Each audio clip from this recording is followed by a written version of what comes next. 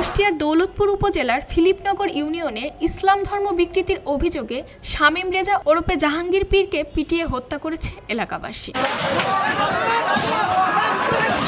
শুধু হত্যাই নয়, তার বসতবাড়ি, আশ্রম ভাঙচুর ও অগ্নিসংযোগ করে কথিত এলাকাবাসী। এই ঘটনার কিছু ভিডিও সোশ্যাল মিডিয়ায় ছড়িয়ে পড়ার পর দেশজুড়ে তীব্র সমালোচনা তৈরি হয়। পুলিশের নীরব ভূমিকা নিয়েও প্রশ্ন তোলেন অনেকেই। এই মব সন্ত্রাসের প্রতিবাদ করে ঢাকা সহ বিভিন্ন শহরে প্রতিবাদ মিছিল অনুষ্ঠিত হয়।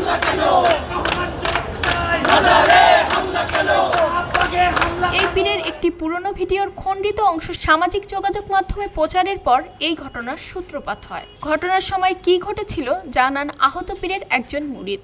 উনি হচ্ছে আমার গুরু। আমি উপরে ছিলাম, বাবা রুমের মধ্যে ছিল।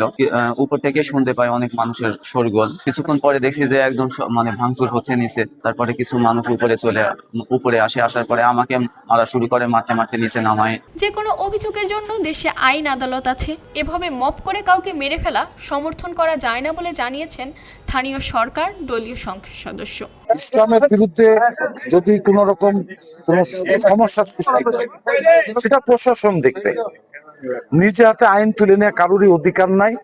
বাংলাদেশে আইন আছে, যে ঘটনা ঘটছে আইনগত ব্যবস্থা নেবে প্রশাসন। স্থানীয় পুলিশ প্রশাসন জানিয়েছেন ৩ বছর আগের ভিডিও প্রচার করে এই ঘটনা ঘটিয়েছে এলাকাবাসী। এই ধরনের ঘটনা দুঃখজনক। যে কোনো ঘটনায় পুলিশের সহযোগিতা নিতে বলে পুলিশ।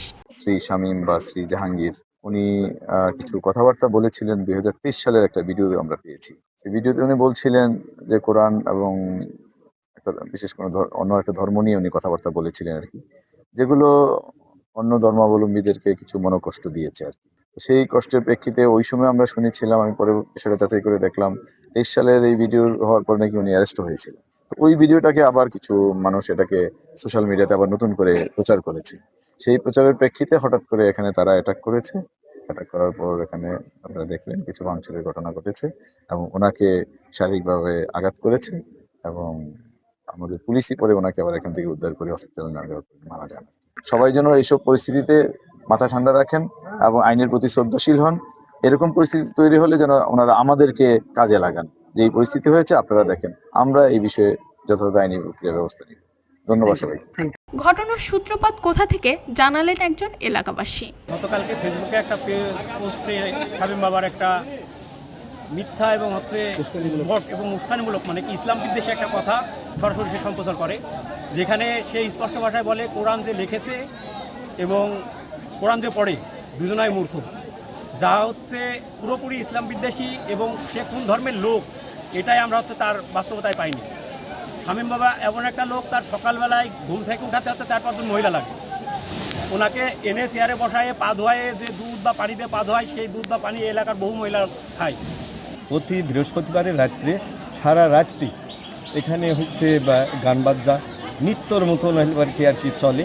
জীবনের চলার পথে ভিন্ন মত আর ভিন্ন পথ থাকতেই পারে, তাই বলে কোনো মানুষকে দল বেঁধে পিটিয়ে হত্যা করা কোনো ধর্মই সমর্থন করে না।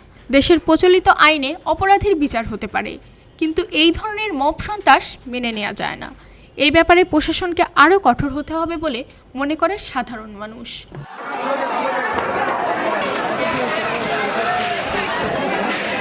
খবরের কাগজ, নিখাদ, নির্ভীক, নিরপেক্ষ।